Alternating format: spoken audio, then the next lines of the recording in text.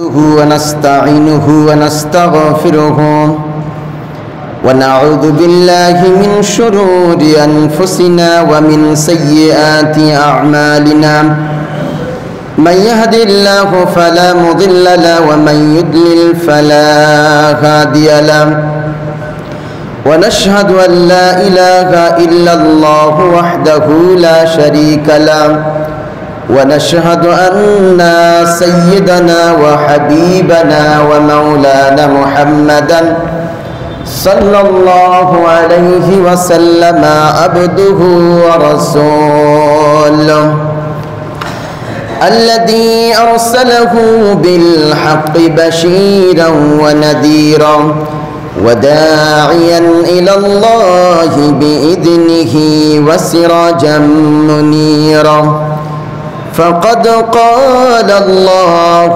تعالى في كلام المجيد والفرقان الحميد أعوذ بالله من الشيطان الرجيم بسم الله الرحمن الرحيم تبت يدا أبي لهب وتب ما أغنى عنه ماله وما كسب سيصلى نارا ذات لهب وامرأته حمالة الحطب في جيدها حبل من مسد সবখানি প্রশংসা হবে কার? আল্লাহ। জোরে বলেন কার? আল্লাহ। আল্লাহ। তাহলে আমরা সবাই বলি আলহামদুলিল্লাহ। তারপর দরুদ আর সালাম বর্ষিত হোক বিশ্ব নবীর প্রতি, যিনি আমাদেরকে ভালোবেসে সেরা উম্মত হিসাবে এই পৃথিবীতে স্বীকৃতি দিয়ে গেছেন। সেই নবীর প্রতি রইল শত সহস্র দরুদ আর সালাম, বলুন সাল্লাল্লাহু আলাইহি ওয়াসাল্লাম। তারপরে যেন আজকে মসজিদে উপস্থিত সম্মানিত উপস্থিতি সকলকে স্তর বিন্যাসে শ্রেণী বিন্যাসে আমার শ্রদ্ধা নিবেদন করছি। আসসালামু আলাইকুম ওয়া রাহমাতুল্লাহ। সম্মানিত ভাইরা, আজকে আমি কথা বলবো মহাগ্রন্থ কোরআন আল কারীমের 111 নম্বর সূরা। সূরার নাম হচ্ছে সূরা আল-লাহাব। সূরা লাহাব। এই সূরা লাহাব থেকে আমি আলোচনা করব ইনশাআল্লাহ, যদি আল্লাহ রাব্বুল আলামিন আমাকে তৌফিক দান করেন। তো সূরা লাহাব হচ্ছে পুরো কোরআন আল কারীমের 111 নম্বর সূরা। এই সূরার ভিতরে 5টি আয়াত আছে। এই 5টি আয়াত দুটি ব্যক্তির ক্ষেত্রে নাজিল হয়েছে। প্রথম 3টি আয়াত আবু লাহাবের ক্ষেত্রে, তারপরের 2টি আয়াত আবু লাহাবের স্ত্রীর ক্ষেত্রে। এই দুইজন জাহান্নামীর ক্ষেত্রে আল্লাহ রাব্বুল আলামিন একটা স্বতন্ত্র সূরা নাজিল করেছেন, তার নাম হলো সূরা লাহাব। এই সূরা লাহাবের নামকরণ হয়েছে, সূরা লাহাবের ভিতরে এই লাহাব শব্দটি দুবার উচ্চারণ হয়েছে। তাব্বাত ইয়াদা আবি লাহাব এখানে এক জায়গায়,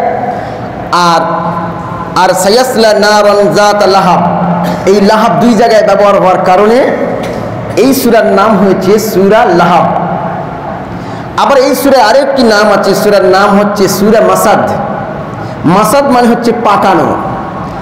এখানে বলা হয়েছে হাবলুম মিন মাসাদ, পাকানো দড়ি। এই সূরার নাম হচ্ছে সূরা মাসাদ। কয়টা নাম বললাম? সূরার নাম 2টি, একটার নাম লাহাব, একটার নাম মাসাদ। মনে থাকবে ইনশাআল্লাহ। 5টি আয়াত আছে। প্রথম আয়াত 3টি আবু লাহাবের জন্য, পরের আয়াত 2টি আবু লাহাবের স্ত্রীর জন্য। এই সূরাটি হচ্ছে 111 নম্বর সূরা। আসুন এইবার তাফসিরে প্রবেশ করি। প্রথম আমরা জানব এই সূরার শানে নুজুল কি, কোন প্রেক্ষাপটে এই সূরাটি নাজিল হয়েছে। আসুন আমরা জানতে থাকি। সম্মানিত ভাইরা আমার, মুহাম্মদুর রাসূলুল্লাহ সাল্লাল্লাহু আলাইহি ওয়াসাল্লাম যখন গোপনে ইসলাম প্রচার করছিলেন, গোপনে ইসলাম প্রচার করার পরে আল্লাহ রাব্বুল আলামিন যখন স্পষ্ট কোরআন দিয়ে দিলেন, দেওয়ার পরে বললেন প্রকাশ্যে দাওয়াত পৌঁছে দাও, প্রকাশ্যে ইসলাম প্রচার করো, প্রকাশ্যে মানুষের কাছে ইসলামের দাওয়াত দিয়ে দাও। মুহাম্মদ সাল্লাল্লাহু আলাইহি ওয়াসাল্লামের কাছে সূরা শুআরার 214 নম্বর সূরা নাজিল হলো। আল্লাহ রাব্বুল আলামিন বলেন وأنذر عشيرتك الأقربين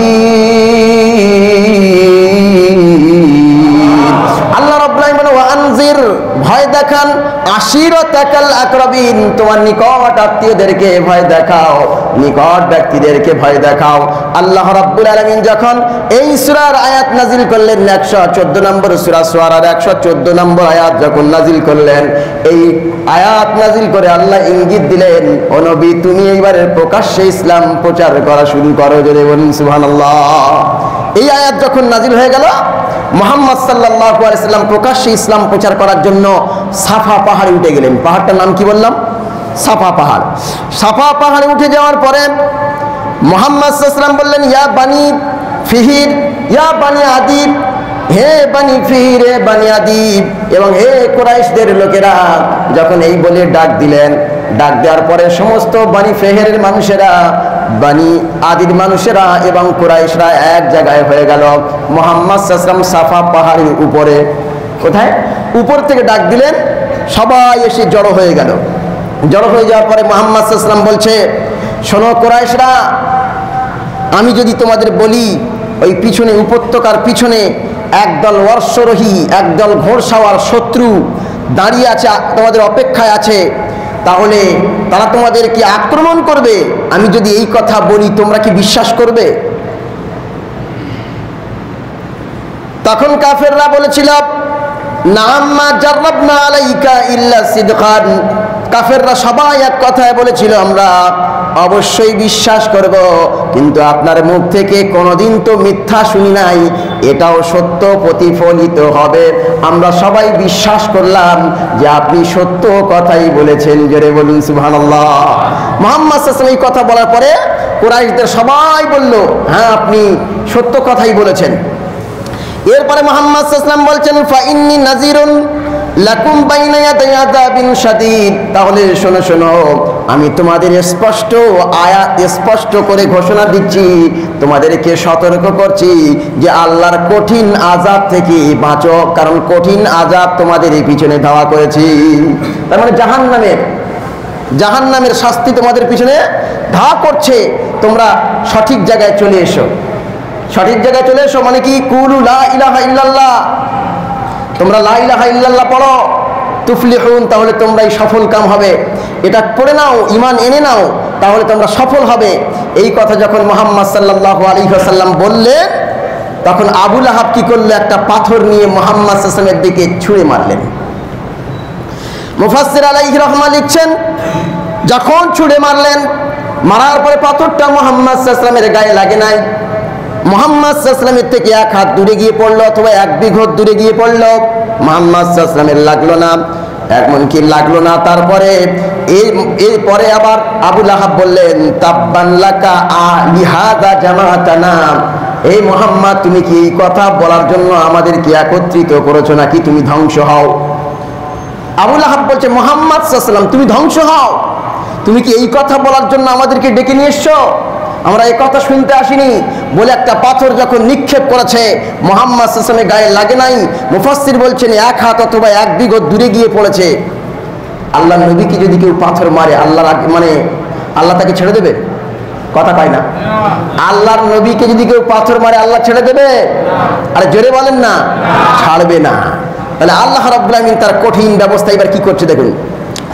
আল্লাহ রাব্বুল আলামিন বলেন আবু লাহাব যখন পাথর নিক্ষেপ করল, পাথর নিক্ষেপ করার পরে আর ধ্বংসের কথা বলল তাব্বান লাকা আলিহাযা জামাতানা, তুমি কি এই জন্য আমাদেরকে ডেকেছো তুমি ধ্বংস হও? মুহাম্মদ সাল্লাল্লাহু আলাইহি ওয়াসাল্লাম মুহাম্মদ সাল্লাল্লাহু আলাইহি ওয়াসাল্লামকে যখন ধ্বংস হও বলে বরদোয়া করেছে, মুহাম্মদ সাল্লাল্লাহু আলাইহি ওয়াসাল্লামের পক্ষ হয়ে আল্লাহ রাব্বুল আলামিন আরশে আজিম থেকে কোরআন নাজিল করে আবু লাহাবের জব্দ করেছে। জোরে বলুন সুবহানাল্লাহ। আল্লাহ রাব্বুল আলামিন বলেন তাব্বাত ইয়াদা আবি লাহাবি ওয়া তাব্বা মা আগনা আনহু মালুহু ওয়া মা কাসাব। আল্লাহ রাব্বুল আলামিন বলেন প্রথম শব্দ আল্লাহ ব্যবহার করলেন তাব্বাত। তাব্বাত এটি হচ্ছে মাজির সিগা, মাজি মানে অতীতকাল। তাব্বাত ইয়াদা আবু জেহেলে, আপনার কিনা আবু লাহাবের 2 হাত ধ্বংস হোক।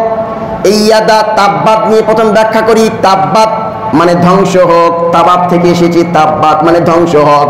আল্লাহ রাব্বুল আলামিন বলেছেন ধ্বংস হোক নয়, আল্লাহ বলেছেন ধ্বংস হয়েই গেছে। তাব্বাত মানে কি? মাজির সিগা, মাজি মানে অতীতকাল, তার মানে ধ্বংস হয়েই গেছে। আবু লাহাব ধ্বংস হয়ে গেছে, কারণ ও আল্লাহর নবীর দিকে পাথর নিক্ষেপ করেছে, মানেই ও ধ্বংস হয়ে গেছে। আল্লাহ এই জন্য মাজির সিগা ব্যবহার করে বলছে আবু লাহাব ধ্বংস হয়ে গেছে। এরপর আল্লাহ রাব্বুল আলামিন বলেন ইয়াদা, আবু লাহাবের 2 হাত ধ্বংস হোক।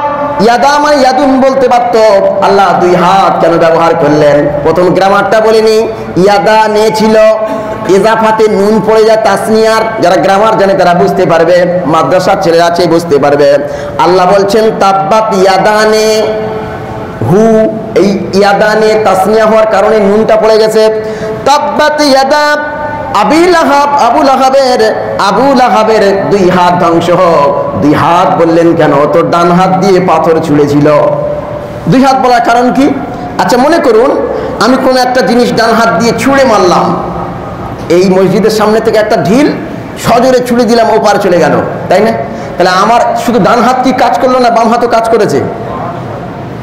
শুধু আমি ডান হাত দিয়ে ছুঁড়লে আমি পড়ে যেতাম, ব্যালেন্স ঠিক রাখতে পারতাম না, কিন্তু বাম হাতটা আমার পাশ দিয়ে আবার সাপোর্ট দিয়েছে এরকম করে। এই সাপোর্ট দিয়েছে মানে ডান হাত শুধু রাসূলের দিকে পাথর নিক্ষেপ করে নাই, পিছন থেকে বাম হাত সাহায্য করেছে। আল্লাহ পাক বলেন এই পৃথিবীর মানুষ শোনো, আমার নবী মুহাম্মদ সাল্লাল্লাহু আলাইহি ওয়াসাল্লাম ইসলামের প্রচারক, ইসলামের প্রচারক ধারক বাহক মুহাম্মদ সাল্লাল্লাহু আলাইহি ওয়াসাল্লামের দিকে যখন যে হাত পাথর নিক্ষেপ করেছে ওই হাত তো ডাইরেক্টলি ধ্বংস হবে, আর পিছন থেকে যারা ইন্ধন যোগাবে তারাও ধ্বংস হবে। যদি বলুন সুবহানাল্লাহ।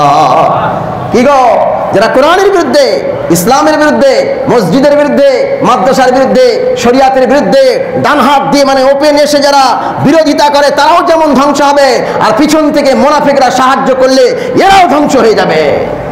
এই জন্য আল্লাহ একটা হাত বলেন নাই, ডবল হাত বলেছেন। সুবহানাল্লাহ বলতে পারেন না? সবাই জোরে বলেন সুবহানাল্লাহ। হ্যাঁ, আল্লাহর শব্দ ভুল হবে না। আল্লাহ রাব্বুল আলামিন বলেন তাব্বাত ইয়াদা, আবু লাহাবের 2 হাত ধ্বংস হোক, আবু লাহাবের 2 হাত ধ্বংস হোক। ওয়া তাব্বা আবার ধ্বংস হোক, তার মানে আল্লাহ একবার বলে ক্ষান্ত হয় নাই, 2 বার ধ্বংস হোক বলেছেন। তার মানে আবু লাহাব আগে থেকেই ধ্বংস হয়েই গেছে। জোরে বলুন সুবহানাল্লাহ। আগে থেকে ধ্বংস হয়ে গেছে। যারা ইসলামের বিরুদ্ধে মনে করছে খুব ভালোই বলছি, ইসলামের বিরুদ্ধে ভালোই লিখছি, ইসলামের বিরুদ্ধে ভালোই জুলুম করছি, মসজিদের বিরুদ্ধে, মাদ্রাসার বিরুদ্ধে, শরিয়াতের বিরুদ্ধে ভালোই বলে যাচ্ছি, সে মনে মনে করছে যে খুব ভালো বলছি, কিন্তু ভিতর থেকে ও ধ্বংস হয়ে গেছে। আল্লাহ রাব্বুল আলামিন বলেন আয় পৃথিবীর মানব মণ্ডলী শোনো শোনো, আমি রাব্বুল আলামিন আল্লাহ এই আবু লাহাব বললাম কেন? আবু লাহাবের আসল নাম হলো আব্দুল উজ্জা। লাত মানাত উজ্জা মানে কাফেরদের ঠাকুরের নাম, তাহলে আব্দুল উজ্জা মানে ঠাকুরের মানে গোলাম, ঠাকুরের গোলাম আব্দুল উজ্জা। আল্লাহ চাইলে তাব্বাত ইয়াদা আব্দুল উজ্জা এই শব্দ ব্যবহার করতে পারতেন।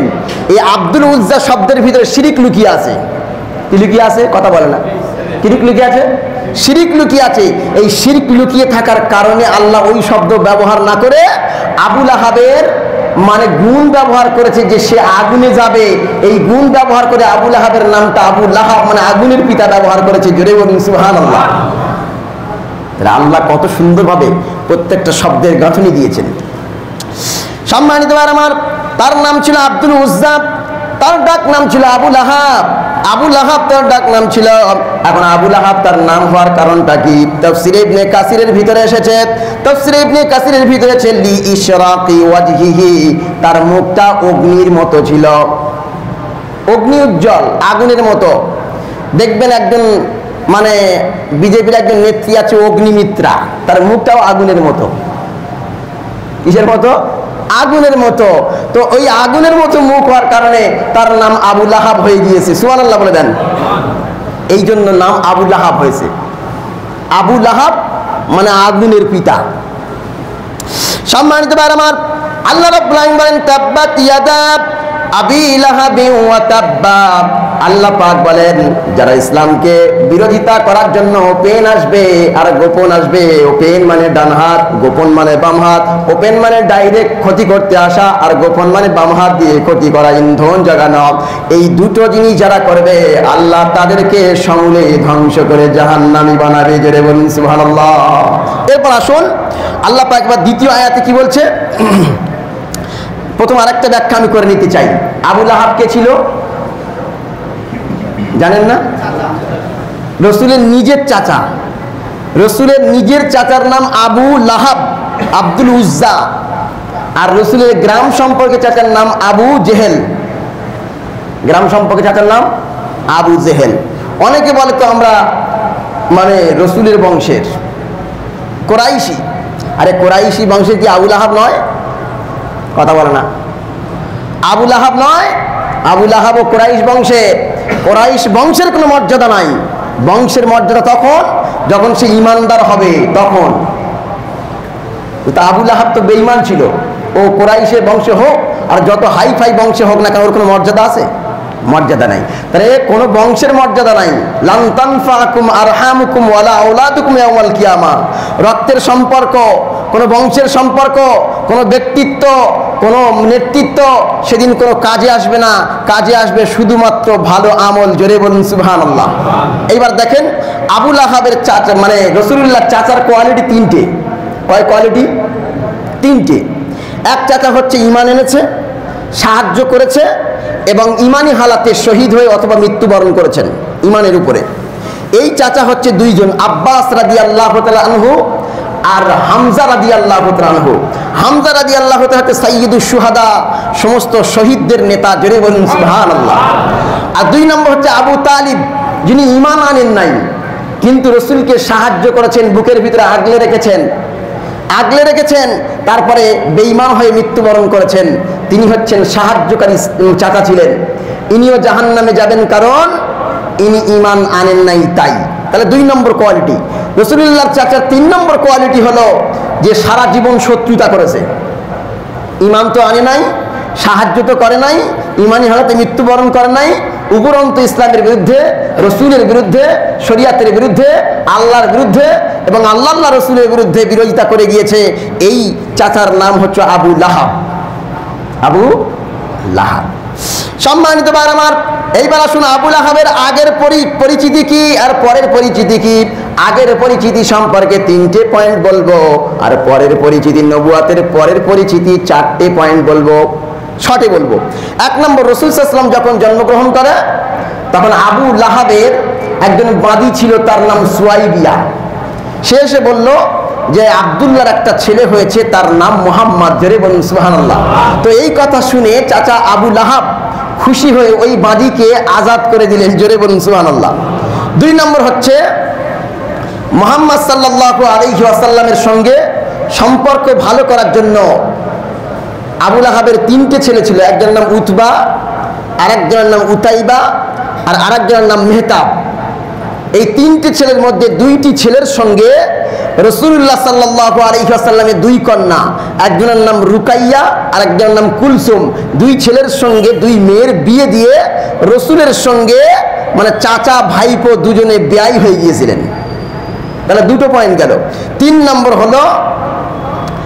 নম্বর হলো যে তিনি কি করতেন, মুহাম্মদ সাল্লাল্লাহু আলাইহি ওয়াসাল্লামকে নিয়ে গর্ব করতেন, যেটা আমার ভাইপো, ওটা আমার ভাইপো, ওই আলামিন সাদিক, ওই আমানতদার, ওই বিশাল বন্ধু, ও আমার ভাইপো, মানে গর্ব করত। তারপরে নবুয়ত আসার আগে আবু লাহাব রসুলকে নিয়ে গর্ব করত, তার বেয়াই ছিল এবং তার জন্মে খুশি হয়ে তার গোলামকে আজাদ করে দিয়েছিল। এটা হচ্ছে নবুয়তের আসার আগে। পরেরটা কি? পরে যখন মুহাম্মদ সাল্লাল্লাহু আলাইহি ওয়াসাল্লাম আসলেন, আসার পরে ঠাকুরের বিরুদ্ধে, লাতের বিরুদ্ধে, মানাতের বিরুদ্ধে, উজ্জার বিরুদ্ধে, তাদের ঠাকুরের বিরুদ্ধে যখন বলল তাদের ইবাদত করা যাবে না, এক আল্লাহর ইবাদত করতে হবে, এই কথা যখন বলল আবু লাহাব তখন বন্ধু থেকে শত্রুই পরিণত হয়ে গেল। যাওয়ার পরে প্রথম নম্বরে সে কি করল, ছুটে এসে বলল যখন সেই কি করলো, যে পাথর ছুড়ল, পাথর ছোড়ার কারণে প্রথম আয়াত নাজিল হলো তাব্বাত ইয়াদা আবি লাহাবিন ওয়া তাব্বা। এই যখন আয়াত নাজিল হলো তখন আবু লাহাব ছুটে এসে বলছে ওর ছেলের কাছে, শুনেছো মুহাম্মদ কবিতা তৈরি করেছে আমার বিরুদ্ধে, ওর মেয়েদেরকে আমার বাড়িতে আর রাখা যাবে না, তালাক দাও। প্রথম নম্বরে এসে বললো ছেলেদেরকে যে ওদের মেয়েদেরকে তালাক দাও। তখন ছোট ছেলেটার নাম হচ্ছে উতাইবা, সে তো বাপ ভক্ত ছেলে, ছুটে গিয়ে মুহাম্মদ সাল্লাল্লাহু আলাইহি ওয়াসাল্লামের বাড়ি গিয়ে মুহাম্মদ সাল্লাল্লাহু আলাইহি ওয়াসাল্লামের সামনে তার মেয়েকে তালাক দিয়ে আসলেন। আরে রাসূল সাল্লাল্লাহু আলাইহি ওয়াসাল্লামের তখন খাওয়ার ভালো করে জুটছিল না, তখন অসহায় অবস্থা চলছিল। সেই সময় যখন একটা মেয়ে তালাক প্রাপ্ত হয়ে বাপের বাড়িতে গিয়ে ওঠে, তাকে বাপের মনটা কেমন কেমন হয় বলুন তো। মুহাম্মদ সাল্লাল্লাহু আলাইহি ওয়াসাল্লাম ডুকরে কেঁদেছিলেন আর বলেছিলেন, এদেরকে আল্লাহ রাব্বুল আমিন তুমি যেন কুকুর দিয়ে এদেরকে ভক্ষণ করাও। কি করাও? মুহাম্মদ সাল্লাল্লাহু আলাইহি ওয়াসাল্লাম সেদিন বদদোয়া করেছিলেন। যাক, ওদিকে আরো বিশদ ঘোষণা আছে, আমি অন্যদিকে যাই। এক নম্বর হলো তার বৌমাদেরকে তালাক করালো। দুই নম্বর হলো মুহাম্মদ সাল্লাল্লাহু আলাইহি ওয়াসাল্লাম, এই মুহাম্মদ সাল্লাল্লাহু আলাইহি ওয়াসাল্লামের তিনটে ছেলে ছিল, তার মধ্যে দ্বিতীয় নম্বর ছেলের নাম ছিল কি বলুন তো? আব্দুল্লাহ। তার ডাক নাম ছিল তাহের। আব্দুল্লাহ যখন ইন্তেকাল করে তখন আবু লাহাব এসে বলছে, মুহাম্মদ ও তো নির্বংশ, নাউজুবিল্লাহ, ও তো হাঁটকুড়ো, ও তো লেজ কাটা, নির্বংশ, ওর বংশ মানে বাতি জ্বালানোর মতো কেউ নাই। আচ্ছা, মুহাম্মদ সাল্লাল্লাহু আলাইহি ওয়াসাল্লামের বাতি জ্বালানোর কেউ নাই না আবু লাহাবের কেউ নাই? আবু লাহাবকে কেউ আর স্মরণ করে? আরে কথা বলে না, স্মরণ করে। কিন্তু মুহাম্মদ সাল্লাল্লাহু আলাইহি ওয়াসাল্লামের রুহানি সন্তানেরা, উম্মতেরা গোটা বিশ্বময় দাঁড়িয়ে বেড়াচ্ছে, মুহাম্মদ সাল্লাল্লাহু আলাইহি ওয়াসাল্লামের বিরুদ্ধে যদি কেউ একটা কলম ধরে তাদের 14 গোষ্ঠী উদ্ধার করে ছেড়ে দেওয়ার ক্ষমতা আছে। জোরে বলুন সুবহানাল্লাহ। মুহাম্মদ সাল্লাল্লাহু আলাইহি ওয়াসাল্লামের নাম হচ্ছে আজানে আছে, আজানে নামাজে আছে, কোরআনে আছে, হাদিসে আছে। প্রতিটি ইমানদারের অন্তরে মুহাম্মদ সাল্লাল্লাহু আলাইহি ওয়াসাল্লামকে জাগিয়ে রাখার, তাকে জীবিত রাখার, তাকে উজ্জীবিত করে রাখার জন্য কোটি কোটি ভক্ত মুরিদ গোটা বিশ্বময় ছড়িয়ে আছে। জোরে বলুন সুবহানাল্লাহ। কিন্তু আবু লাহাবের কেউ নাই। তিন নম্বর হলো, দুই নম্বর যখন ছেলেকে কি বললো? লেজ কাটা বললো, মারা যাওয়ার কারণে নির্বংশ বলল। আল্লাহ রাব্বুল আমিন বলেন, পৃথিবীর মানুষ শোনো, তার বিরুদ্ধেও আমি আয়াত নাজিল করলাম, পরে বলছি। তিন নম্বর হলো বলছে জুল মাজাজ, মানে জুল মাজাজ নামক একটি বাজারে গিয়েছেন মুহাম্মদ সাল্লাল্লাহু আলাইহি ওয়াসাল্লাম ইসলাম প্রচার করতে। তো ইসলাম প্রচার করতে যখন জুল মাজাজ নামক স্থানে গিয়ে মুহাম্মদ সাল্লাল্লাহু আলাইহি ওয়াসাল্লাম ইসলাম প্রচার করছে, তখন আবু লাহাব তলে তলে দেখছি যে কোথায় যায় মুহাম্মদ, যাই তো দেখি। তো গিয়েছে, গিয়ে দেখে মুহাম্মদ সাল্লাল্লাহু আলাইহি ওয়াসাল্লাম ইসলাম প্রচার করছে। ওখানে একটা বড় পাথর তুলে মুহাম্মদ সাল্লাল্লাহু আলাইহি ওয়াসাল্লামকে মারতে গিয়েছে, এমনকি পায়ে লেগে মুহাম্মদ সাল্লাল্লাহু আলাইহি ওয়াসাল্লাম পাটা ফ্র্যাকচার হয়ে গিয়েছে। তার মানে এখানে বুঝতে হবে, কেউ যখন ইসলাম প্রচার করতে যাবে তার বাধা আসবে। মোহাম্মদ ইমরান আনোয়ার যখন এখানে দাঁড়িয়ে কোরআন বলবে তখন মুনাফিকদের উস্কুনি হবে, চুলকানি হবে, ভিতরে দহন হবে, জ্বালা হবে। ইসলামের প্রচার যে হকপন্থী ভাবে করবে তার উপরে অত্যাচার হবে, নিপীড়ন হবে, গালি দেবে, তাকে আবার কি বলবে? ডগলাও বলবে। তার মানে পৃথিবীতে যুগে যুগে কালে কালে যারা ইসলাম প্রচার করেছে, সঠিক ইসলামের বার্তা দিয়েছে, তাদেরকে মানুষ গালি দিয়েছে, মারও দিয়েছে। তারপরে আল্লাহ ঘোষণা দিয়েছেন, আল্লাহু ইয়াসিমুকা মিনান নাস, আল্লাহ ওই বদ মানুষ থেকে তাদেরকে হেফাজত করবে। জোরে বলুন সুবহানাল্লাহ। তাই ক নম্বর হলো? 3 নম্বর। 4 নম্বরে মুহাম্মদ সাল্লাল্লাহু আলাইহি ওয়াসাল্লামকে সে বিভিন্ন ভাষায় গালি দিতে শুরু করলো। তাহলে আবু লাহাবের প্রথম অবস্থান কি ছিল আর পরের অবস্থান কি ছিল সেগুলো আমি সুন্দরভাবে ক্লিয়ার বললাম। এবার 2 নম্বর আয়াতে আসেন।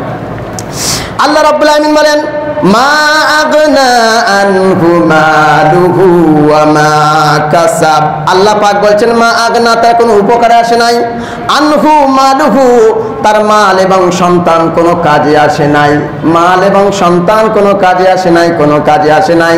এখন মাল আর সন্তান কাজে আসে নাই, কেন কাজে আসে নাই? যখন বদর যুদ্ধে মুসলমানরা বিজয় লাভ করল, আবু লাহাবের 1 সপ্তাহ পরে কি গুটি বসন্ত রোগ হয়েছিল? গুটি বসন্ত, এগুলো আরবদের কাছে খুবই খারাপ রোগ ছিল। এই গুটি বসন্ত হওয়ার কারণে, এর কারণে ওই আবু লাহাব মারা গিয়েছে। মারা যাওয়ার পরে 3 দিন লাশ পড়ে আছে, রাস্তায় ফেলে দিয়ে গেছে। 3 দিন লাশ পড়ে মরে গলে পচে একদম দুর্গন্ধ ছড়াচ্ছে, কেউ আসলো না। তারপর কি করলো? বিভিন্ন মানুষকে ডাকা হলো, তারা লাঠি দিয়ে ঠেলে ঠেলে ঠেলে ঠেলে নিয়ে উপর দিক থেকে গিয়ে একটা গর্তে ফেলে মাটি চাপা দিল। তার মানে হলো তার 3 সন্তান ছিল, কোনো কাজে আসে নাই। তার সম্পদ অনেক ছিল, কোনো কাজে আসে নাই। তাই আল্লাহ রাব্বুল আমিন বলেন, পৃথিবীর মানব মণ্ডলী শোনো শোনো, মা আগনা আনহু মালুহু ওয়া মা কাসাব।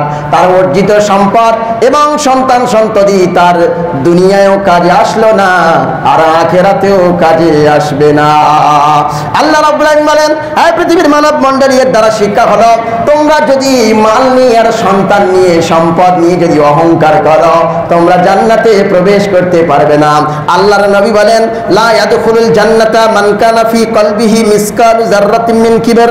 আল্লাহর নবী বলেন, আল্লাহর হাবিব বলেন, সন্তানের অহংকার, টাকার অহংকার যদি বিন্দু পরিমাণ কারো অন্তরের ভিতরে থেকে থাকে, ওই ব্যক্তি কখনো জান্নাতে প্রবেশ করবে না। আল্লাহ পাক বলেন, আল মালু ওয়াল বানুন জিনাতুল হায়াতিদ দুনিয়া। আল্লাহ পাক বলেন, সম্পদ আর সন্তান হলো এই পৃথিবীর সৌন্দর্য, কিন্তু এই সৌন্দর্য আবু লাহাবের কোনো কাজে আসে নাই। এসছে কি না? আল্লাহ পাক বলছেন, ইন্নামা আমওয়ালুকুম ওয়া আওলাদুকুম ফিতনা। এই পৃথিবীতে তোমার সম্পদ দিয়েছি, তোমার টাকা দিয়েছি, পয়সা দিয়েছি, 10টা ছেলে দিয়েছি, 10টা লাঠি বল দিয়েছি, কিন্তু তার মানে কি? তার মানে এটা আমি তোমার পরীক্ষা করছি। তুমি লাঠির বল পেয়ে কি করো দেখি? জমিনে পা রাখো না আসমানে, পাহাড়ে না পর্বতে, দেখি তুমি দুর্বলের উপরে আঘাত করো কিনা, জালিম জুলুম করো কিনা দেখি, তোমার 10টা সন্তান দিয়ে। তারপরে কি আল্লাহ রাব্বুল আলামিন বলছেন, পৃথিবীর মানুষ, তুমি মারা যাওয়ার পরে তোমার সবকিছু আমল বাতিল হয়ে যাবে, সবকিছু আমল থেমে যাবে, আর আমল বৃদ্ধি পাবে না। তবে সম্পদ ভালো জায়গায় কাজে লাগাতে হবে, নেক সন্তান তৈরি করতে হবে। ইনকাতা আনহু আমালুহু ইল্লা মিন সালাসাতিন সাদাকাতিন জারিয়া। 1 নম্বর, টাকা মানে সঠিক জায়গায় ব্যবহার করতে হবে, আর অন্য জায়গায় হচ্ছে যে নেক সন্তান তৈরি করে রেখে যেতে হবে। এই আয়াতের শিক্ষা হলো নেক সন্তান তৈরি করা আর সম্পদগুলোকে ভালো কাজে ব্যবহার করা। জোরে বলুন সুবহানাল্লাহ। সম্মানিত ভাই আমার, এইবার আসুন আল্লাহ রাব্বুল আলামিন বলছেন, পৃথিবীর মানব মণ্ডলী, তারপরে আয়াত দেখো, সায়াসলা নারান যাতা লাহাবিন ওয়া মারাতুহু হাম্মালাতাল হাতাব ফি জিদিহা হাবলুম মিন মাসাদ। সময় শর্ট আছে, শর্টে করব। সায়াসলা, আল্লাহ এখানে কিন্তু মোজার সিগা ব্যবহার করেছে। সায়াসলা, সে প্রবেশ করছে, করবে। তখন কিন্তু আবু লাহাব মরে নাই। আচ্ছা, মরার আগে আল্লাহ কেন বললেন যে সায়াসলা নারান যাতা লাহাব, সে অগ্নিস্ফুলিঙ্গ অগ্নিকুণ্ডের ভিতরে প্রবেশ করবে, না করছে না করেছে? আল্লাহ এখানে বলছে করছে এবং করবে, মানে সে তো মৃত্যুর দিকে এগুচ্ছে, তার মানে জাহান্নামের দিকে এগুচ্ছে। আর ভবিষ্যতে যখন মরার পরে সে জাহান্নামে পড়বে, তাহলে বর্তমান এবং ভবিষ্যৎ দুটো আছে এর মধ্যে। এই জন্য আল্লাহ মোজারের শব্দ বর্তমান এবং ভবিষ্যৎ শব্দ ইউজ করে বলছে যে আবু লাহাব জাহান্নামে পড়ছে এবং পড়বে। জোরে বলুন সুবহানাল্লাহ। আল্লাহর ভাষা কত হাই কোয়ালিটির, চিন্তা করুন কত হাই কোয়ালিটির। এখানে তো যদি আল্লাহ এখানে মাঝির সিগা ব্যবহার করতো, তাহলে পৃথিবীর মানুষরা ভুল ধরে বেড়াতো, নাস্তিকরা ভুল ধরতো, কাফেররা ভুল ধরতো। এখানে আল্লাহ ভুল বলেছে। এরপর আল্লাহ বলেন, সায়াসলা নারান যাতা লাহাবিন ওয়া মারাতুহু। আল্লাহ পাক বলেন, সায়াসলা নারান যাতা লাহাব, ওই আবু লাহাব আগুনের ভিতরে প্রবেশ করছে, করবে। জাহান্নামের ভিতরে প্রবেশ করছে, করবে। জাহান্নামের ভিতরে প্রবেশ করেছে, করবে। তার মানে আল্লাহ রাব্বুল আমিন বোঝাতে চায় ওর বাঁচানোর কেউ নাই, ও জাহান্নামে গিয়ে বসেই আছে। সায়াসলা নারান যাতা লাহাব। এইবার বলছেন, ওয়া মারাতুহু হাম্মালাতাল হাতাব ফি জিদিহা হাবলুম মিন মাসাদ। ইমরাআতুহু মানে তার স্ত্রী, ওয়া ইমরাআতুহু মানে তার স্ত্রীও জাহান্নামে যাবে। আল্লাহ এই কথা বলেছেন, তার স্ত্রীও জাহান্নামে যাবে। এই ইমরাআতুহু মানে তার স্ত্রী। তার কারণ স্ত্রীর কি সমস্যা? স্ত্রী কেন জাহান্নামে যাবে? স্ত্রী জাহান্নামে যাবে কেন? ওই স্ত্রীর নাম ছিল আওরা। কি নাম ছিল? আওরা। তার মানে টেরা। কি? টেরা। কিন্তু ওর পরিচিতি নাম হচ্ছে উম্মে জামিলা। কি নাম? উম্মে জামিলা। ওই কাঁটা বিছিয়ে দিত কে? উম্মে জামিলা। তো এই সেই আওরা বা উম্মে জামিলা, এর গুণ খারাপ ছিল। কি খারাপ ছিল? না, আবু লাহাবকে সবসময় সমাজের বিরুদ্ধে লাগতে বলতো, ইসলামের বিরুদ্ধে লাগতে বলতো। সংসারের বিরুদ্ধে লাগতে বলতো। এমনও মানুষ আছে এই ভারতবর্ষ তথা এই ডাঁশপাড়ায়ও আছে যে তারা কি বলে, ইমামের বিরুদ্ধে তার বউরাও লাগে। তুমি এখানে বসে আছো কেন, যাও ইমামের পিছনে পদে লাগো, পিছনে লাগো, ইমামের পিছনে গিয়ে লাগো। আছে, আমি গবেষণা করে পেয়েছি, এটা গবেষণা করে পেয়েছি যে শুধু ইমাম সাহেবের পিছনে পুরুষরা লাগে না, মহিলারাও লাগে। যখন সুরাট ভাইয়ের ছেলেকে দেখতে দিই নাই, তখন একজন মহিলা বলছে এই ইমাম সাহেব ফিতনা করতে এসেছে। ওরে আল্লাহর ওলি, গিন্নি আল্লাহর ওলি হয়ে বসে আছে, ইমাম সাহেব ফিতনা করতে এসেছে। একজন যুবক ইন্তেকাল করেছে, আর গ্রামের সব মহিলারা যুবতীরা সবাই দেখতে গিয়েছে, ইমাম সাহেব বাধা দিয়েছে মানে ফিতনা করেছে। উনি কত বড় আল্লাহর ওলি, চিন্তা করেছেন? তা সায়াসলা নারান যাত লাহাব আমরাআতুহু, তার স্ত্রীও জাহান্নামে যাবে। তার মানে স্ত্রী কি করছে, ইসলামের বিরুদ্ধে ইন্ধন জগিয়েছে, ইসলামের বিরুদ্ধে জ্বালানি জগিয়েছে, ইসলামের বিরুদ্ধে ইন্ধন জগিয়ে ইসলামকে পিছিয়ে হটিয়ে দেওয়ার জন্য প্রাণান্তকর চেষ্টা চালিয়েছে। আল্লাহ রাব্বুল আলামিন এই জন্য বলছেন সায়াসলা নারান যাতা লাহাবিন ওয়া মারাতুহু, আবু লাহাব জাহান্নামে যাচ্ছে, যাবে, এবং আবু লাহাবের স্ত্রী যাচ্ছে, যাবে। এই সমাজে যারা আবু লাহাবের উত্তরসূরি আছে তারাও যেমন জাহান্নামে যাবে, আর ওই আবু লাহাবদের ইন্ধন যোগানো তাদের স্ত্রীরাও জাহান্নামে যাবে, তাদের স্ত্রীরাও জাহান্নামে যাবে। এরপর আল্লাহ বলছে কেন জাহান্নামে যাবে, শোনো। এই হাম্মালাতাল হাতাব কাকে বলে? পরিভাষায় হচ্ছে, আমরা অনেক সময় বলি না যে সংসারটা ভেঙে গেল কার ইন্ধনে, বলি না সংসারটা ভেঙে গেল কার ইন্ধনে। এই যে বাংলায় বলি, এটা আরবিতে বলে হাম্মালাতাল হাতাব। তার মানে উম্মে জামিলা কি করত, মানুষের সংসার ভেঙে বেড়াতো। এরকম পৃথিবীতে অনেক পরিবারে, অনেক বাড়ির পরিবারে মানে প্রতিবেশী আছে, তারা লোকের সংসার ভাঙার জন্য ঘোরে। যারা এই সংসার ভাঙার জন্য ঘোরে, ওই নারীরা জাহান্নামে যাবে। 2 নম্বর হচ্ছে সমাজে ফিতনা লাগানো। ফিতনা লাগানো, নারী ফিতনা। এই নারী ফিতনা থেকে শুরু হয় পুরুষ ফিতনা, পুরুষ ফিতনা থেকে তৈরি হয় পরিবার ফিতনা, আবার পরিবার ফিতনা থেকে শুরু হয় গ্রামের ফিতনা, গ্রাম থেকে শুরু হয় শহরের ফিতনা, গোটা বিশ্বের ফিতনা লেগে যায় একজন নারী ফিতনা থেকে। এখানে কি সমাজে ফিতনা সৃষ্টি করেছিল তার স্ত্রী উম্মে জামিলা, এই জন্য সে জাহান্নামে যাবে। 3 নম্বর হলো, ও ধনাঢ্যবান ব্যক্তির স্ত্রী ছিল, কৃপণ ছিল, ও পারত একজন গরিবের মেয়েকে রেখে কাজ করিয়ে তাকে টাকা দিতে, কিন্তু ও নিজে নিজে কি করবে, নিজে নিজে কাঠ কেটে নিয়ে আসবে, মাথায় করে এনে জ্বালানি করে জাল দেবে। এই কৃপণ হওয়ার কারণে তাকে হাম্মালাতাল হাতাব বলা হয়েছে। আল্লাহ পাক এইবারে কি বলতে শোনেন, হাম্মালাতাল হাতাব ফি জিদিহা হাবলুম মিন মাসাদ। আল্লাহ পাক বলেন ফি জিদিহা হাবলুম মিন মাসাদ, আল্লাহ পাক তার জাহান্নামের ভিতরে প্রবেশ করাবে। ফি জিদিহা হাবলুন মিন মাসাদ, মানে পাকানো দড়ি গলায় ঝুলতে ঝুলতে ও জাহান্নামে প্রবেশ করবে। ও মরেছিল ঠিক এই কায়দায়, একটা গর্তের ভিতরে পড়ে গিয়েছিল, আর কাঠের বোঝা নিয়ে যাচ্ছিল, কাঠের বোঝার ভিতরে মাথাটা ঢুকে গিয়েছে, আর দড়িটা গিয়েছে গলায় আটকে, ও মাল ওর ভিতরে ঢুকে ঝুলে মরেছে। তার মানে পৃথিবীতে ও পাকানো দড়ি গলায় রশি দিয়ে মরেছে, আবার ও যখন জাহান্নামে প্রবেশ করবে তাকে গলায় রশি দিয়ে টানতে টানতে জাহান্নামের ভিতরে দেওয়া হবে। সুবহানাল্লাহ বলবেন না? আর একবার জোরে বলেন সুবহানাল্লাহ। অনেক সময় অনেকে বলে, হুজুর তুমি কি নাম ধরে কেন বলো গো? তার তথ্য এখানে তাফসিরে এসেছে।